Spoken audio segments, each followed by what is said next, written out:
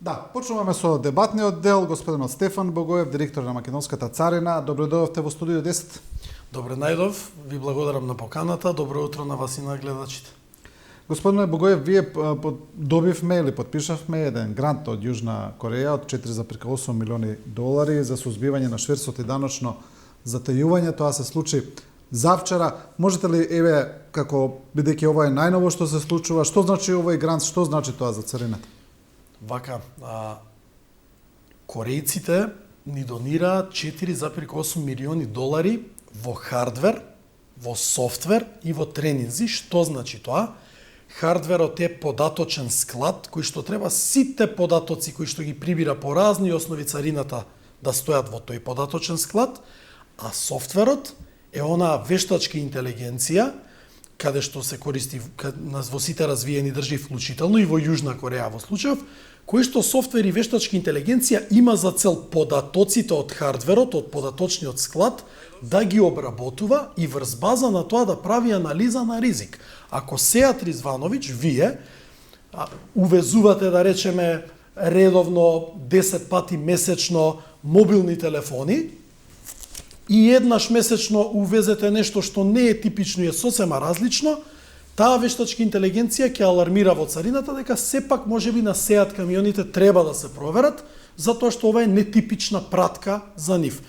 Очекуваме овој хардвер и софтвер, оваа донација од корејската влада пред се преку корејската царина, да ни помогне во двете клучни цели кои што ги имаме како царина. Зголемување на приходите и да бидеме сервис на стопанството, односно партнер на компаниите, и втора работа, борба против организираниот криминал и корупција, која што повторно вродува на долг рок со зголемување на приходите за државата. Што значат поголеми приходи? Повеќе пари за болници, градинки, училишта, автопати, плати, пензии и слично.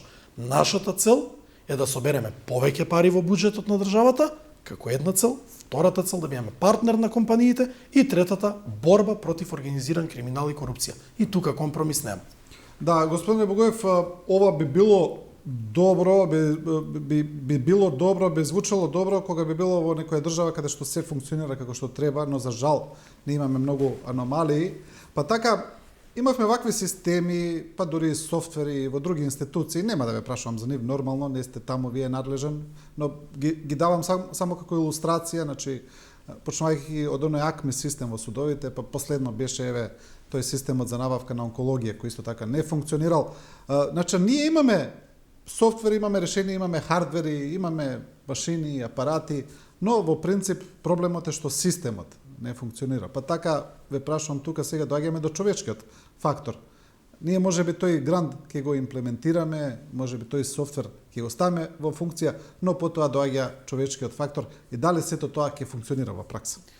Вака, прво дел од донацијата опфаќа и тренинзи и интензивни обуки и во Кореја и во Македонија од страна на корејските експерти за наши цариници како да се користи тој систем. Значи, комплетно ќе бидат колегите обучени како тоа да го користат. А кога доаѓаме до човечкиот фактор кој што вие го спомнувате, предпоставам алудирате и на можната корумпираност и слично, овде јас како 3 месеци директор на царина пробувам да имплементирам еден пристап кој што се состои од следното. Прво е подобрување на условите за вработените и тука сега ќе имаме историско зголемување на платите на вработените во царинска управа. Подобрување на условите значи и регрес К15, значи и денови за одмор, значи и добро регулирани права во колективниот договор кој што сега го подпишуваме. Второ, подобри услови значат и новите униформи за царинските службеници после 20 години кои што сега ќе ги набавуваме. Тоа е едниот сегмент. Поддршка и создавање на финансиски и секакви други услови за вработените во царина да можат да работат. Тоа е едниот сегмент. Вториот сегмент е казна и санкција. Овде почнуваме заедно со експерти од US Treasury, тоа е Министерството за финансии на САД, кои што ни помагаат овде експерти од таму, да работиме на проверка на имотната состојба на вработените во царина. Вработените во царинска управа, како во ниедна друга институција, имаат обврска да поднесат анкетен лист. Знаете како што јас како директор или министер или градоначалник, пратеник е должен во ДКСК да поднесе анкетен лист за имотната состојба, пријава и одјава пред да влезе на позиција, откако ќе излезе на позиција, во царина сите вработени имаат таква обврска. Проблемот е што до сега тоа детално не се прочешлало, што би се рекло народски. Сега планираме и тоа да го провериме. И тука планирам зајакнување на два сектори. Првиот е секторот за професионална одговорност, тоа е така наречено делот на внатрешна контрола, кој што ќе треба да контролира и санкционира корупција во редовите на цариниците. И втора работа, зајакнување, односно ставање во функција целосна и на опремата и на човечкиот потенцијал во секторот за посебни истражни мерки. Тоа е следење на телефонски комуникации и физичко следење со цел сузбивање на криминал и корупција и можен шверц. Тоа се однесува и на луѓе надвор од царината со намера да сторат криминал, но и на луѓе внатре во царината кои што сакаат да им помогнат на овиот надвор да направат криминал. Верувам дека со подобрувањето на условите во плати, униформи, просторните услови на вработените, од една страна, и со санкциите и зајакнувањето на овие два сектори, верувам дека човечкиот фактор и корумпираноста во царината внатре драстично ќе се намали. Велам ќе се намали, не велам ќе се искорени, бидејќи сум максимално сериозен и свесен дека тоа е 32 години состојба. 33. За да се надмине таа состојба, не може преку ноќ, но мислам дека сме на добар пат и ефектите и вие како новинари, и јавноста, и граѓаните многу брзо ќе ги видите. Да, царината, за жал, е еден од оние сегменти во општеството кои најчесто се посочуваат од граѓаните дека се подложни на корупција, таква перцепција владее.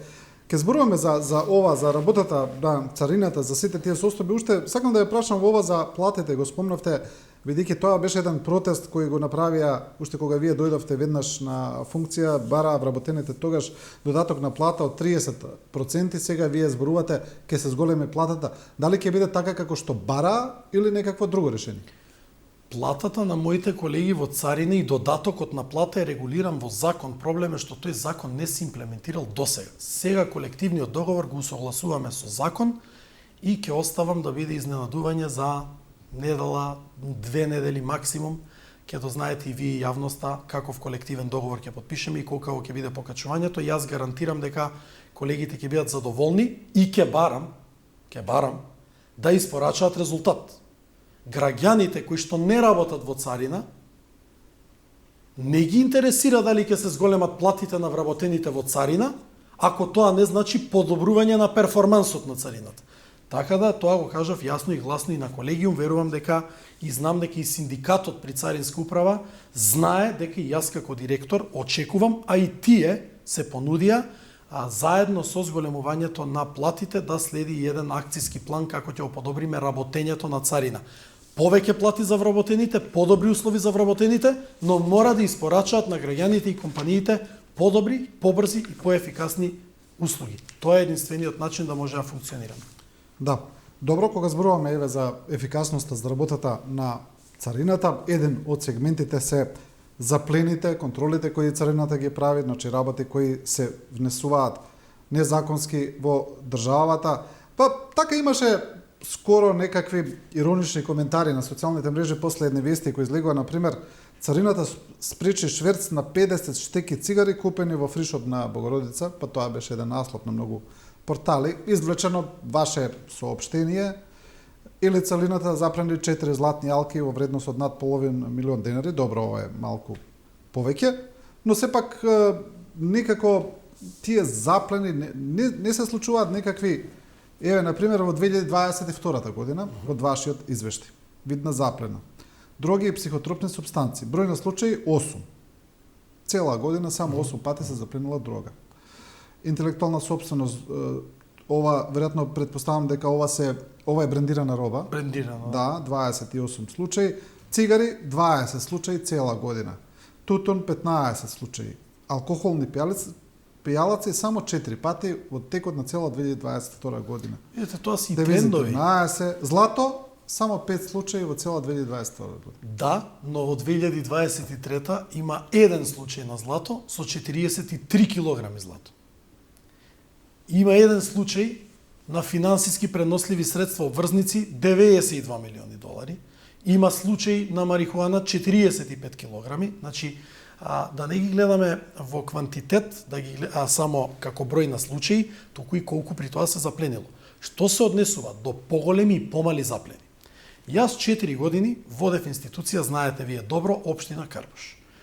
Институцијата во последната година од мојот мандат беше по 2 истражувања прогласена за најтранспарентна институција од сите државни институции во државата. Таква планирам да ја направам и царината. Тоа подразбира дека и ситен грант ќе го објавите и комуницирате со јавноста, и крупен грант како овој со корејците ќе го објавите. И ситна заплена, и средна заплена, и покрупна заплена.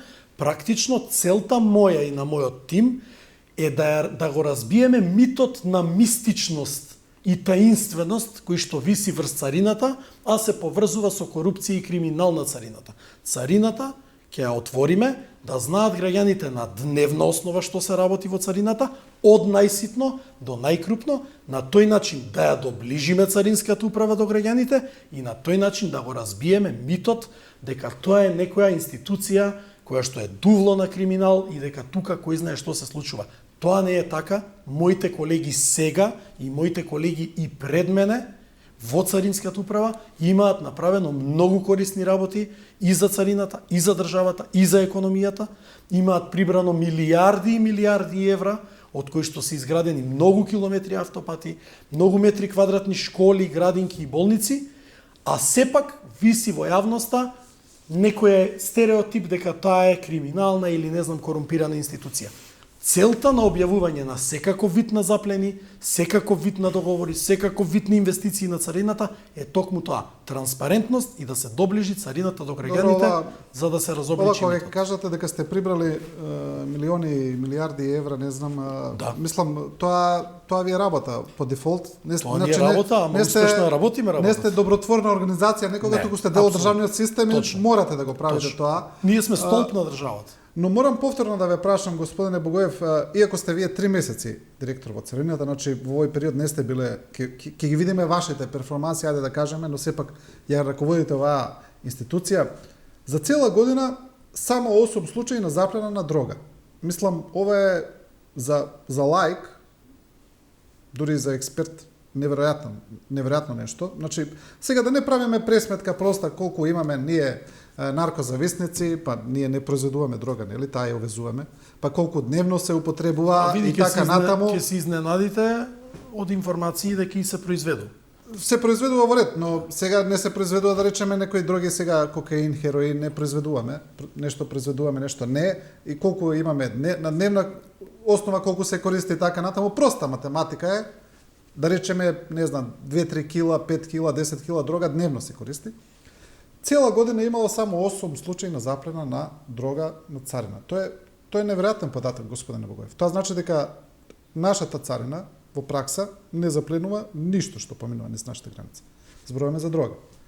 Други работи, интелектуална собственост исто 28 пати брендирана роба. Па поминете низ бутиците низ Скопје, се продава брендирана роба на секој чекор. Значи буквално на секој чекор. Видете. Значи, ова е исто така неверојатно. Ај вака. Алкохолни пијалаци 4 пати, цела година. Видите, тоа е тренд. Алкохолните пијалаци помалку стануваат предмет на нелегална трговија. Но 4 пати цела година?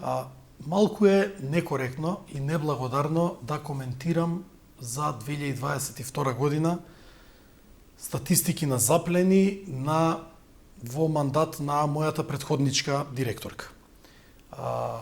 Јас ве убедувам дека до крајот на годината, до нова година, ќе бидат скоро 6 месеци како сум јас директор, едно полугодие, ќе видите дека во тие 6 месеци, откако сум јас на позицијата, ќе има зголемен број на заплени и зголемен приход кој што царината го остварува во буџетот на државата.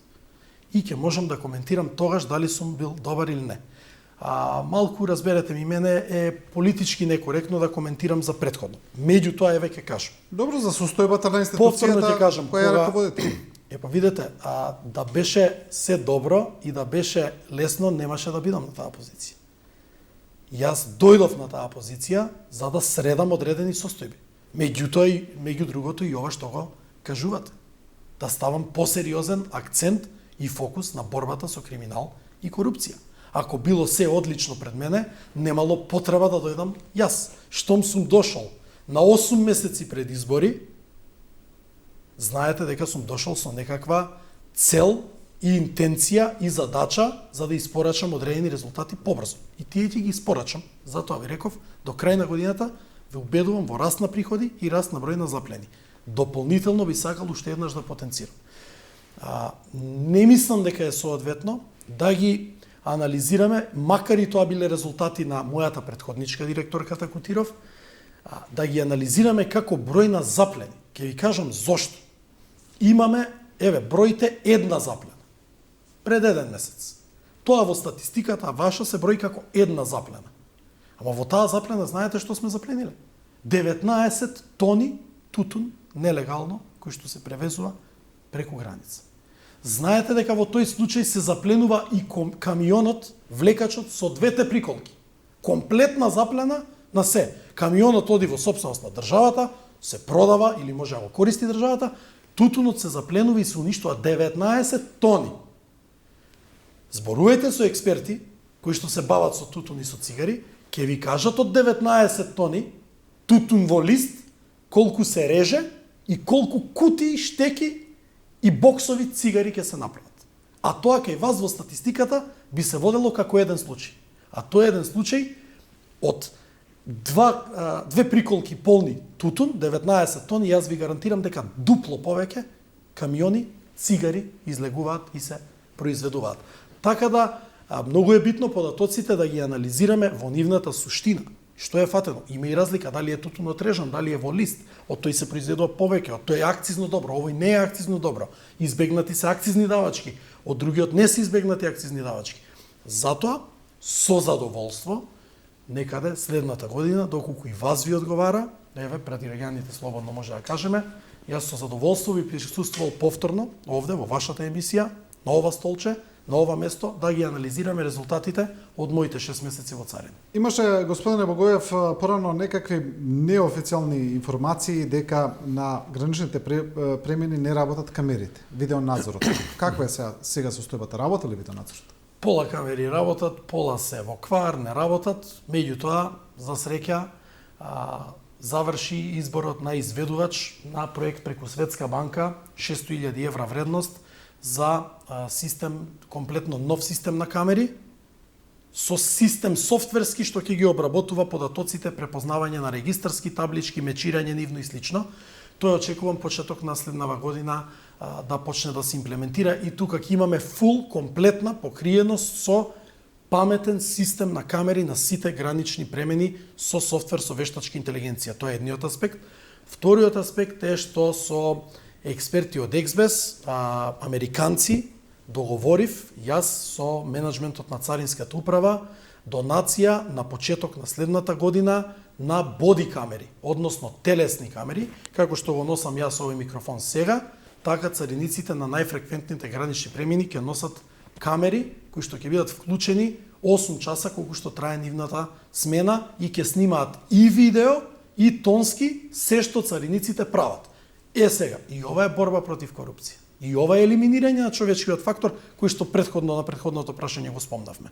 Ако сме јас и вие цариници, на граничен премин Богородица во Гевгелие или Табановце Кумановско, и имаме камери, како што имаме камери јас и вие во студиово сега, ама не сме на телевизијата, и како што нема сега. И ако имаме микрофони и камери на нашето тело, и каде и да се движиме, тоа се регистрира во оперативниот центар во царината, верувајте дека сериозно ќе се намали степенот на криминал и на корупција. Како, господине Богоев, сме дозволиле како држава, не само вие како институција, туку и МВР пред се, граничните премини да не се покриени со видеонадзор? Мислам, тоа е уште еден неверојатен момент. Немојте Не, ама кога не работат камерите, не се покриени се, не се целосно. Има одредени точки камери каде што имаат квар или дефект, се поправаат, но континуирано се расипуваат, тие се со стар квалитет.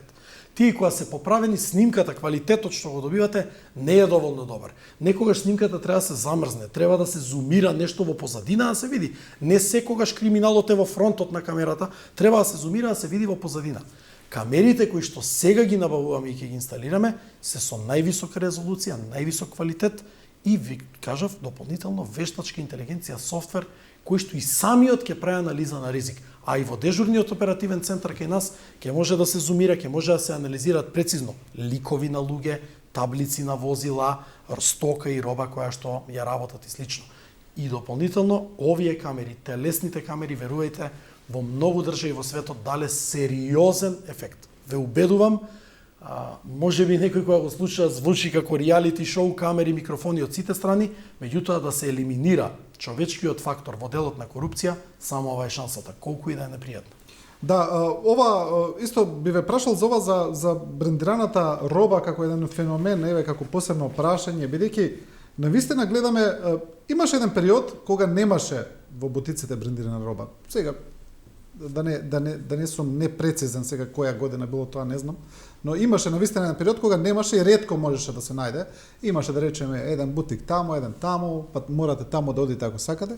Сега има буквално на секој чекор. Значи ако гледаме, очигледно е дека во еден момент тој систем функционирал, не се дозволувал баш така влез на брендирана роба, но сега во последните години навистина изгледа дека тоа се поминува најнормално. Јас ве убедувам дека не е така и дека често пати кога мислите дека е тоа брендирана гардероба, тоа е фалсификат гардероба. Па добро, тоа за тоа зборувам. Ама таа и тука произведена. Знаете дека имаме ние градови во Македонија во кои што има погони за шиење полуимпровизирани, да кажам. Има точно, да. Во кои што вие може да отидете и да нарачате мајца каква сакате. Ви вадат клот мајца, поло со крагња, и ти вели што бренд сакаш да има на него. И тој бренд ти го шие. Да, но знаеме Тие дека се голем дел фалсификувана гардероба и роба која што е произведена тука. Немојте да мислите дека сме ние кој знае колку атрактивен и интересен пазар за некој да шверцува не знам, Лакост или Хуго Бос и дека тука масовно ние во Македонија ќе се истепаме тоа да го купуваме. За жал не сме до тој степен, така да често пати имајте предвид, јас не бегам од одговорноста и од проблемот кој што може би се појавува, меѓутоа имајте предвид дека често пати се работи за фалсификувана, бидејќи ние имаме и па добро, цело таа е фалсификувана. Ние имаме и наши тимови и наши оделенија кои што можат да прават и контрола на трговските друштва, не само на увозот и на извозот. И сме имале случаи во кои што сме проверувале гардероба и стока во одредени продавници или магазини, која што на прва личи за брендирана, потоа има начини и протоколи како се утврдува дали е оригинал и е прошверцувана или е фалсификат на оригиналот направен и се покажувало дека е фалсификувана и дека најчесто е произведувана тука. Знаете дека од една страна за среќа има погони во Источна Македонија кои што шијат за познати брендови во странство за извоз и за среќа го прават тоа и вработуваат луѓе, за несреќа дел од таа гардероба, дали со помош на сопствениците на тие компании, дали со дел од вработените внатре, се трга од извозот и останува тука во државата. Така да и тоа може да ви се појави на закачалките, на рафтовите и на полиците во дуќаните, но тоа не значи дека тоа е интелектуална собственост, брендирана гардероба која што е нелегално внесена. Често пати тука е создадена, тука е произведена. Добро, во однос на мобилните царински тимови функционираат ли тие? Дали ја права таа контрола како што треба? Мобилните царински тимови се наистурени. Тоа е една единица која што е составена од повеќе тимови кои што имаат право и да ве задржат, носат оружје и може да застанат и да претресат било каде на територија на царинско подрачје, а царинско подрачје е територија на цела држава. Тие дополнително сега ги појачавме со уште едно царинско куче, царински пес кој што го добивме од Британија. Верувајте, во просторија од 3000 квадрати, полна со мебел, буквално 1 грам марихуана спакуван во фолија го наоѓа за 4 до 5 секунди, откако ќе влезе во просторијата.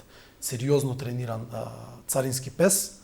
Планирам да набавиме уште неколку такви и евентуално да набавиме уште неколку скенери. За тоа веќе разговаравме и со американци кои што ќе ни ги донираат. Скенери кои што често пати ги користат мобилната царина или аеродромските испостави, кои што се однесуваат на субстанции и материјали кои што брзо може да ви кажат за каква субстанција и каква материја се работи. Вие може да заплените кеса со некакви таблети внатре или некаков прашок и не знаете што е тоа, веднаш овие скенери ви кажуваат што е и знаете дали се работи за нешто што е легално и дозволено да оди во промет или е нешто што е прекурсор и е инпут, односно субстанца што е потребна утре за да развиете некаков вид на дрога.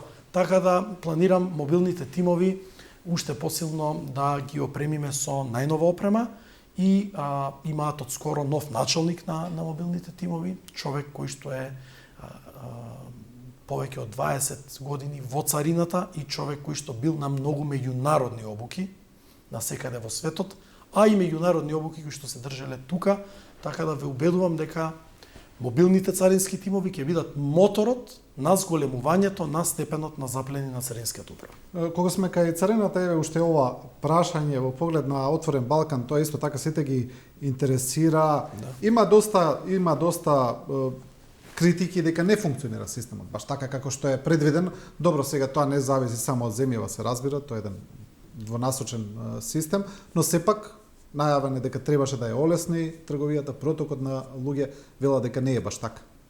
Системот во делот на отворен Балкан што се однесува на царина и товарни моторни возила функционира. Тоа ви гарантирам. Имате на Табановце приоритетна линија за возила кои што се дел од отворен Балкан, возила кои што се во зелените коридори и возила кои што се на овластени економски оператори. Приоритетна линија има на Табановце, приоритетна линија има на Ќафасан, тоа е линијата Србија, Македонија, Албанија, нели, отворен Балкан, да. Иницијативата. Често пати граѓаните, кога ќе дојдат на граничен премин, го гледаат граничниот премин и велат ова е царина. И често пати кога е гужва во патничкиот сообраќај, велат работи или нешто царинава. Сакам тоа да го кажам и во оваа прилика. Пасошите на граѓаните ги прегледува граничен полицаец, кој што е дел од МВР. Ако некогаш има забавување во делот на пасошка контрола од наша страна или од страна на друга соседна држава, тоа е забавена процедура во делот на полициска процедура. Тоа нема никаква врска со царина. Царина, кога сте патник во патничко моторно возило, во нормално возило, одите приватно, семејно или со некои пријатели, цариникот е оној кој што ве застанува и ви вели дали имате нешто да пријавите и може да ви провери во багажникот и слично да не имате некаква стока. Се друго е полициска работа. Дополнително, нашата најистурена работа е во стоковиот дел. Товарните моторни возила, камионите и комбињата кои што одат на терминалите, колку брзо ја завршуваат процедурата таму. Јас таму ви гарантирам дека се завршуваат многу брзо процедурите. На Табановци имаме некогаш дневно по 300 до 350 сработени камиони со декларации од страна на царинските службеници. Знаете кој двигател е за економијата, знаете кој мотор е за економијата, кои приходи се за државата и кои олеснување се за компаниите. Со приоритетните линии на отворен Балкан на Табановце и на Ќафасан, ако сте дел од отворен Балкан, не чекате, одите на Вага и директно продолжувате, се вклучувате, одите кон некој од терминалите или ако транзитирате, продолжувате кон другата дестинација каде што треба да останете. И ова гарантирам дека отворен Балкан значи забрзани процедури и поедноставени процедури за нашите компании. Тоа значи дека нашите компании ќе имаат заштеда. Кога нашите компании ќе имаат заштеда, се поконкурентни на светските меѓународни пазари. Кога се таму поконкурентни, значи дека имаат поголем профит. Кога имаат поголем профит, значи дека плаќаат повеќе даноци тука во Македонија и кога имаат поголем профит, вработуваат повеќе луѓе од каде? Од тука, од Македонија. Да. Добро. Вие сте, господин Абогоев, директор на Царина, но исто така сте и подпредседател на СДСМ, на политички план кај нас секогаш е бурно, се случуваат работи.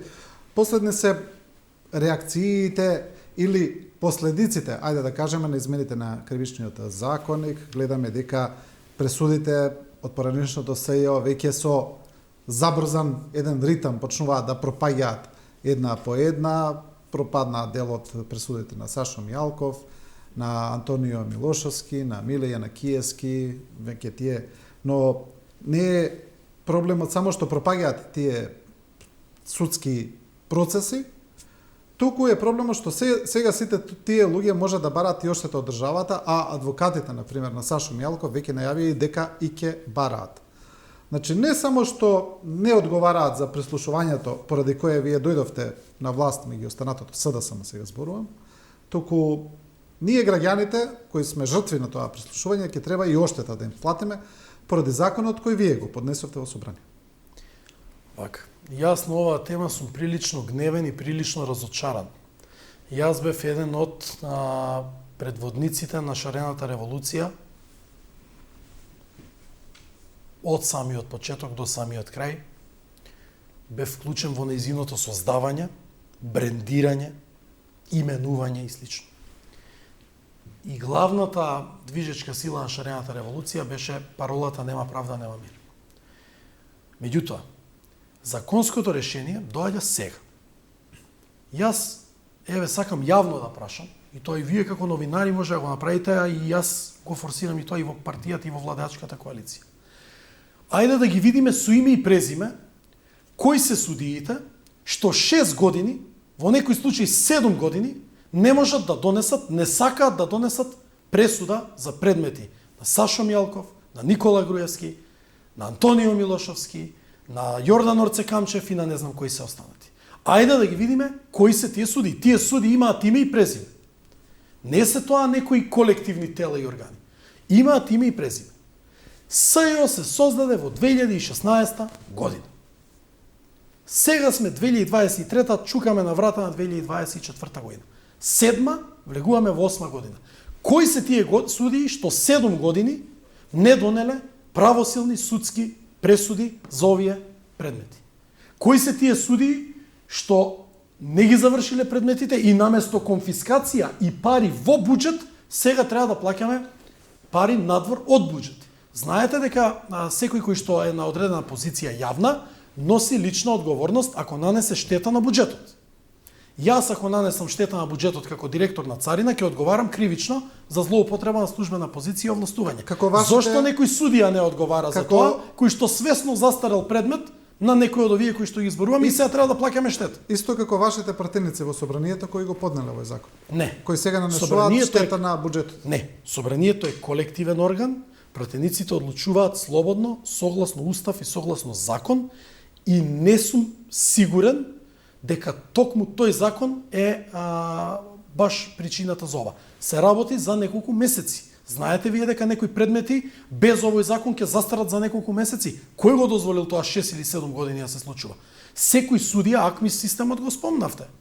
Системот распоредува одреден предмет не дај Боже за Стефан Богоев, кај судија Сеат Ризвановиќ. Точно се знае кој е судијата. Зошто некој сега не ги викне тие судии и да ги праша: пријател, колку време е кај тебе у фиока овој предмет? Знаеш дека сега застари предметот? Знаеш дека треба на овој да му платиме 10, 20, 30, 50, 100.000 евра штета? Знаеш дека си нанел штета на буџет? Кривично дело? Знаете како... Време е Сеат еднаш да одговара судија во оваа држава. Јас ова го кажувам неколку пати и ќе се залагам до крај, без разлика што ми стигаат сигнали дека одредени судии замерувале на ова што го... Знаете како зборувате, господине Богоев? Како, сега се извинувам, малку ќе карикирам, како да сте паднат од Марс. Добро. Значи, а зборувате од позиција на лудеачка партија, која 7 години на власт во оваа држава. И сега, знаете како, само ова сакам да кажам. Јас сум еден. Ми велите вака, зошто некој не праша? Зошто судиите не одговараат? Точно. Зошто... Па кој, господине Богоев, треба да го направи тоа сега? Тоа треба да го направи. Ако сте на власт 7 години... Сега ќе ви кажам кој. Сега ќе ви кажам кој. Не знам кој. Законот предвидел кој. Судиите одговараат пред судски совет. Прва работа. Судиите одговараат пред закон. Тоа значи пред полиција, пред обвинителство. Пред царина сигурно не одговараат судиите, освен ако некој судија не шверцува нешто обозно. Јас кажам дека ве прашам сега како потпредседател на СДСМ. Јас ова константно го зборувам и во партијата од позиција потпредседател. И стојам на ставот, не пошто зашто што би рекле граѓаните, туку со конкретна причина, докази и аргументација мора да се доведе пред органи на прогон судија. Треба во оваа држава, ако сите збориме дека има корупција и криминал во судството, ако гледаме што се случува, треба некој судија да одговара.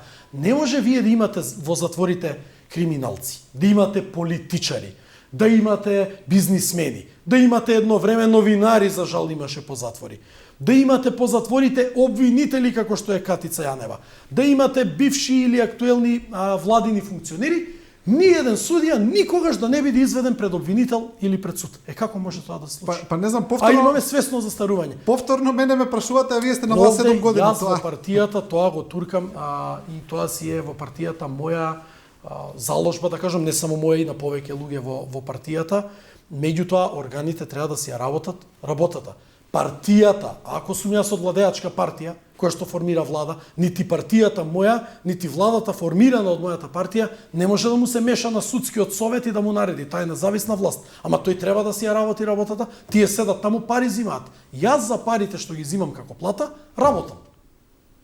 И треба и тие да си ја работат работата. Знаете, во случајов да лоцираат одговорност ки суди. Знаете на што ми личи сега овој ваш став? Вие донесовте закон во собранието, СДСМ сега, кој зборам вие, го предложивте и го изгласавте на брзина, со кој застаруваат сите судски пресуди на СЈО, и сега вие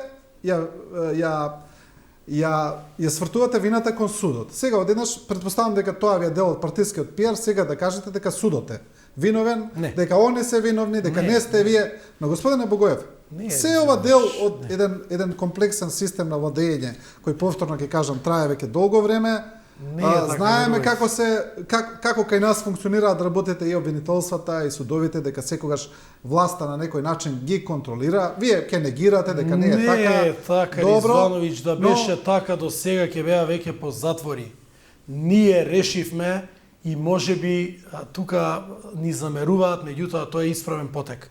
Кога ние формиравме влада на 1 јуни 2017 година со премиер Зоран Заев, преку ног направивме рез и демократизација.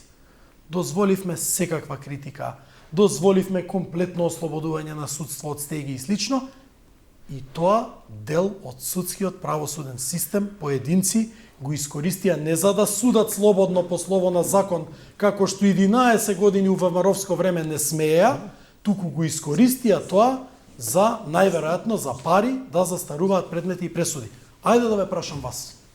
Имаше ли предмети од СЈО кои што застареа пред да се донесе овој закон? Имаш. Кој е виновен за тоа? Овој закон или е виновен судијата што го застарел предметот? Добро, има. Зошто се доведовме да чекориме по рап дали денес застарува предмет или утре? Овие работи се решаваат веднаш. Како судството ја реши Катица Јанева веднаш? Ај објаснете ми.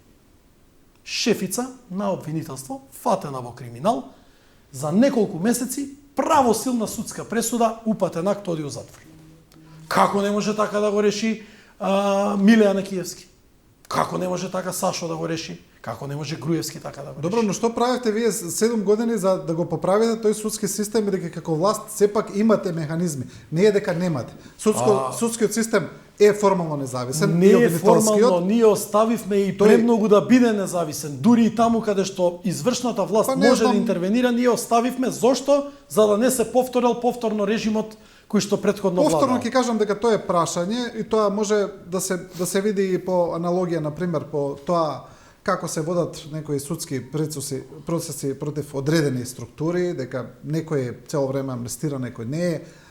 Но повторно ќе кажам, имате механизми, како и да е, вие имате механизми и за обвинителството, и за судството, па на крају крајава можевте, не знам, за 7 години да излезете како владеачка партија пред судовите, секоја недела да држите пресконференција да кажете овој суд не работи, овој суд, овој процес не го спроведува. Сега вие, откако донесовте закон во собрание, сега се сетивте дека судовите се криви. Не е така. Јас во вашево студио, не со вас, меѓутоа со ваши колеги новинари, сум го зборувал истото ова за одговорност за судовите што го зборувам и претходно. Што, ако прашувате што сгрешивме во годиниве, ќе ви кажам што мислам дека сгрешивме. Мислам дека сгрешивме, и тука ќе бидам брутално искрен, што не најдовме законска форма во собрание како да се направи генерален реизбор на судиите и како да се направи ветинг на новите судии кои што ќе треба да дојдат со комплетна проверка на нивната имотна состојба и нивната политичка или било каква криминална евентуална позадина. Практично со тоа што не го направивме ова, оставивме ден денес дел од судиите од тефтерчето на Гордана Јанкуловска и ВМРО ДПМН ден денеска да судат и да носат пресуди, во случајов да не носат пресуди и да застаруваат дела. Ако ме прашувате каде сгрешивме, брутално искрено ви кажувам, мислам дека тука сгрешивме. Добро, сега еве со овие ваши ставови, очигледно и дека после најавите кои доаѓаат од представници на власта, не на СДСМ, туку на ДУИ, од председателот на ДУИ Али Ахмети, од министерот за внатрешни работи Бојар Османи во однос на Груевски сега зборувам, каде што министерот Османи вели дека не е добро за држава да имаме премиер кој знае многу, а е во друга држава, или господинот Ахмети кој вели дека тој сепак бил премиер на оваа држава, на сите и така натаму, или на господинот Фатмир Бетики кој е ваш член, подпредседател на влада, кој што вели дека треба да имаме едно помирување кога зборува за Груевски. Очигледно е дека сега како да подготвувате и терен да се врати Груевски во земјава и дека не треба да се изненадиме многу ако тоа се случи. Ви кажам.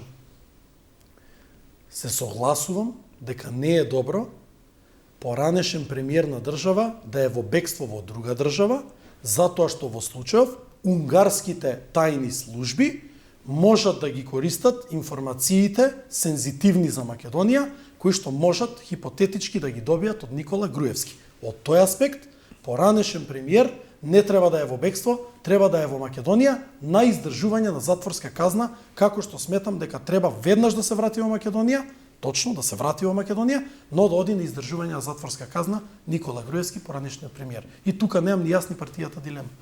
Да, но ако господинот Бетики зборува за некакво помирување, во таков еден тон зборува за Груевски... нема помирување, има правосилни судски пресуди, човекот треба да иде во затвор. Значи, он има упатен акт, треба да оди во затвор. Нема тука помирување. Да, но... Има, зборевме до сега за судовите. Сакаме ли ние да почитуваме одлуки на суд или не сакаме? Треба кога ќе дојде да се пријави и да оди на издржување на затворска казна. Нема тука ни Богоев, ни Битичи, ни Ризвановиќ, ни Ахмети, кој што да зборува, тоа е фактичка состојба. Тоа е тоа. Кога ќе стапне во Македонија, треба да се упати на издржување на затворска казна, затоа што има правосилни судски пресуди. Тоа е тоа. Но сега треба да ве вратам во времето, истава реченица ја кажавте во 2016. Значи буквално истата. Дека треба да одговараат Груевски, Мијалков, Јанкуловска, сме 2023-та, значи сите се на слобода. Не, дел од овие што и кажавте. Дел се, да, добро, но видете се Јанкуловска беше 4 години во затвор. Па не може да ја бесиме така. Не, добро, но мислам сега не се. 4 години да одлежи некој затворска казна не е мала работа. Инквизиција нема за да ги бесиме или да ги стреламе луѓето, не главните не се. Груевски избеган, Мијалков е на слобода. Не, видете, Сашо Мијалков беше на издржување на затворска казна, конфискуван му е имото 32 милиони евра. Значи, има дополнително процеси кои што се уште му траат по судовите. Орце Камчев беше и во притвори, беше и на издржување на казна. Па нели беа сега тие главните луѓе? Митко Чавков нели беше главен? Па Митко Чавков беше диригент и организираше упат и тепање во собрание и упат во кој што мене лично ме тепа и ме нападна. Тој нели беше еден од главните играчи? Да, тој е на издржување затворска казна. Да, господине Богоев, ако... Ама, извинете, Сеат Кочан беше ли бизнисмен кој што стотици милиони евра сомнително ги добиваше за изградба на автопати во ВМРО-вско време и од ископ на јаловина и земја и јаглен во рек Битола? Беше ли? Еден од најголемите олигарси создаден од ВМРО ДПМН. И тој е во затвор. Гордана Јанкуловска, внимајте, збориме за бивши министри, за внатрешни работи, за бивши шефови на тајни служби, збориме за тајкуни кои што тежат стотици милиони евра. Па дајте ве молам, до 2016 година беше незамисливо таков некој да влезе во затвор. Дали ви беше замисливо актуелни генерални секретари на влада да одговараат пред суд и пред обвинителство во време на ВМРО ДПМН? Незамисливо беше. Беа фаќани луѓе 100-0 јавно со криминал, влакно не им фалеше. Сега ние не штедиме и некој од нашите што се вели, се и тоа ли не е доволно? Кога тоа го немаше, велевме нема правда, нема мир. Кога тоа го има, велиме, не е доволно, знаеш, треба уште. Ако вие мислите дека е доволно, во ред, но не верувам дека граѓаните мислат дека е доволно. Јас мислам дека е барем многу... според реакциите. Јас не мислам дека е доволно, но мислам дека е многу подобро отколку што беше во време на ВМРО ДПМН. Тука немам сомнеш и Со дилема. тоа значи ќе се задоволиме дека е подобро од што било. Не, таман работа. Па видете, Значи самиот признавате дека нема правда, но велите видите, подобро. Не, како нема правда, Ризвановиќ. Како нема правда. Па така кажавте дека Ма сте како не? Не ли е доволно бивши министер 10 години за внатрешни работи, 4 години жената лежеше затвор. Што мислите дека треба да направиме? На плоштад да ја обесиме ли? Не, значи па да не се повторуваме, но премиерот главните ги нема, господине. Значи Богоев. Значи 30 Сашо Мјалков е шофер во отворениот затвор во Струга. Мислам, тоа е една тоа карикатура од правда, мислам. Тоа апсолутно се согласувам со Значи, вас. сега, Тоа е, зашто тоа зборуваме? е, мене ми е нејасно тоа како може да се случи, тоа сте во право. Меѓутоа, верувам ќе се согласите дека му се конфискуваат 32 милиони евра. 32 милиони евра.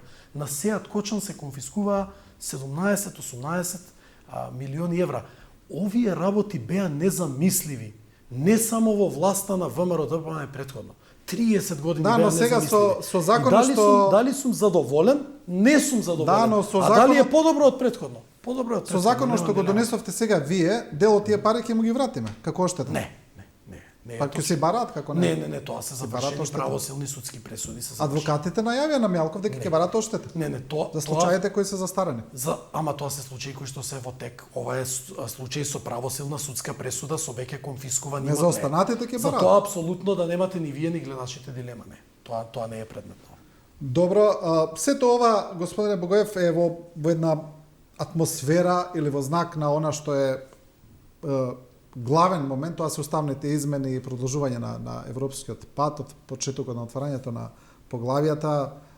Сето ова е во корелација со тоа, мислам, тоа вие негирате, мислам, владачката партија или владата негира дека е така, опозицијата обвинува. Добро, за волја на вистината и тие сменија неколку ставови зошто се направени кривичните измени, прво кажал за едно, после за друго, не е битно, но важно дека постои атмосфера дека сето ова е поврзано со уставните измени, а гледаме дека за уставните измени, барем мене така ми се чини дека веќе многу малку се зборува, значи изгледа дека до избори нема шанси тука да се направи некако поместување, барем мене така ми личи, можеби вие знаете подобро.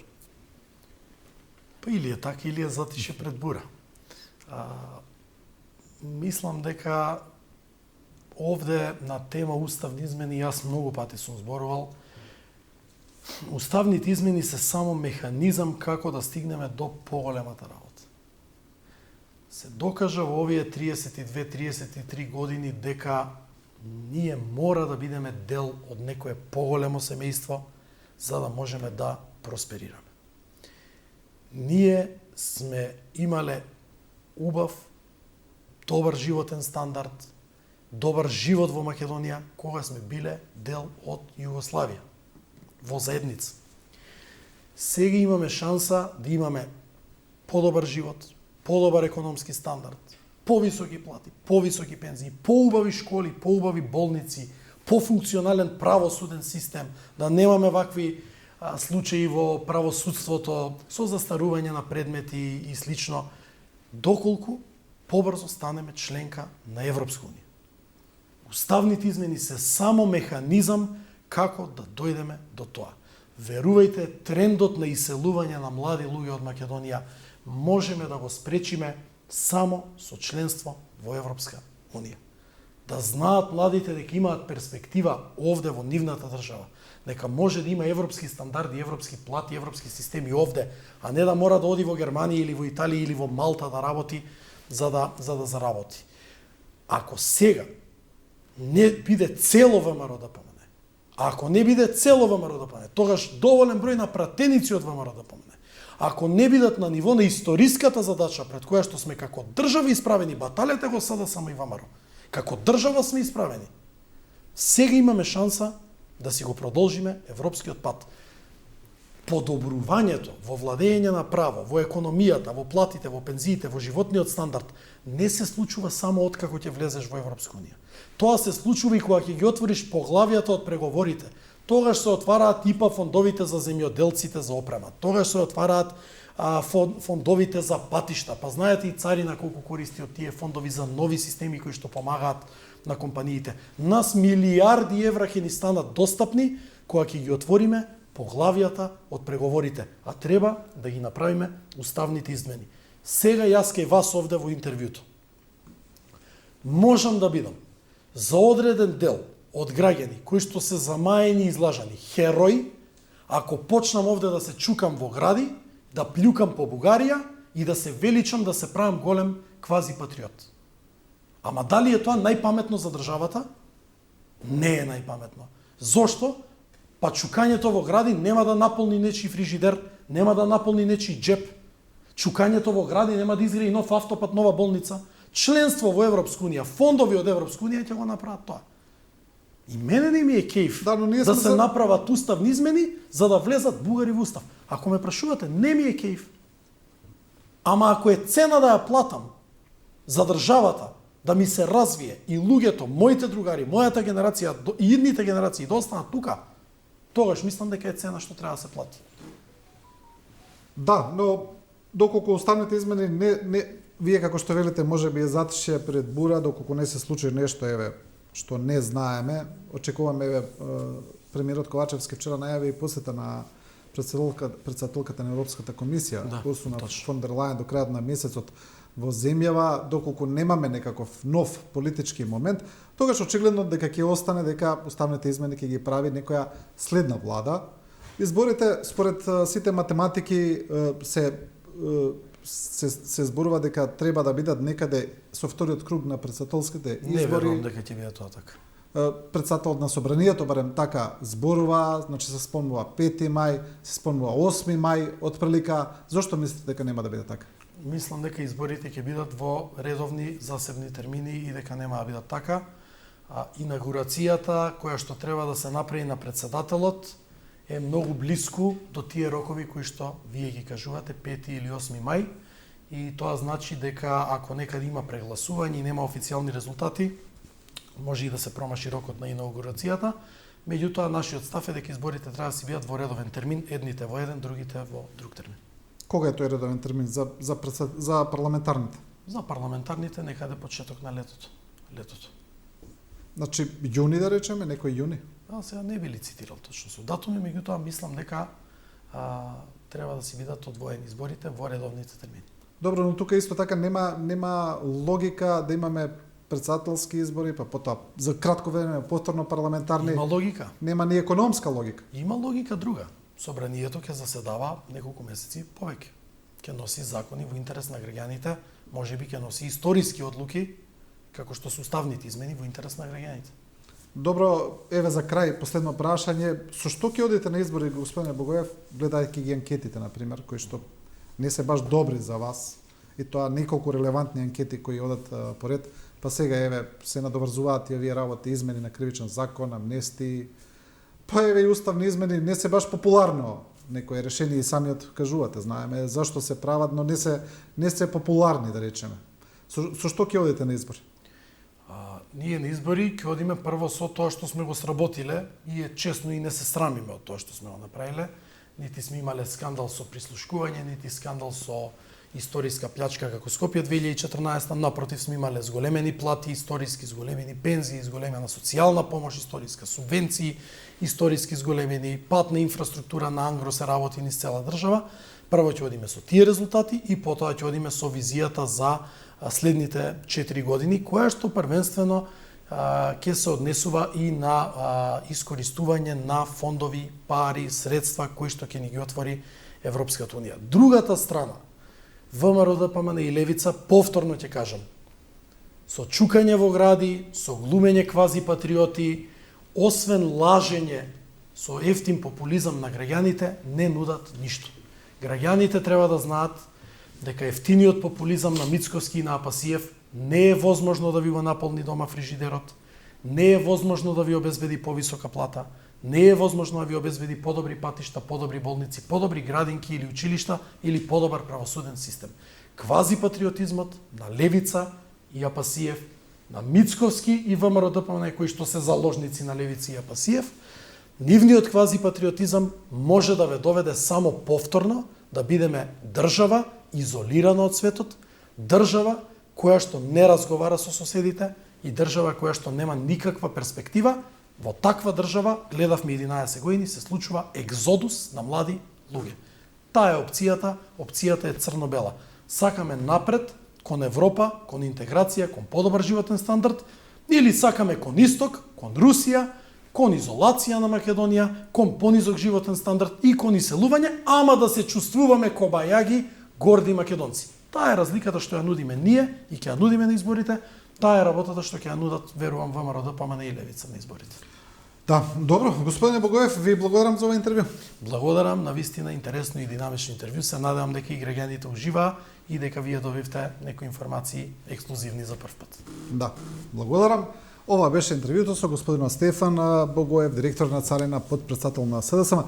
Сега да го видиме денешната пресконференција на здравствените работници кои најавуваат протест, па потоа во вториот дел ќе продолжиме со дебатниот дел Александар Трајковски, под заменик градоначалник на град Скопје.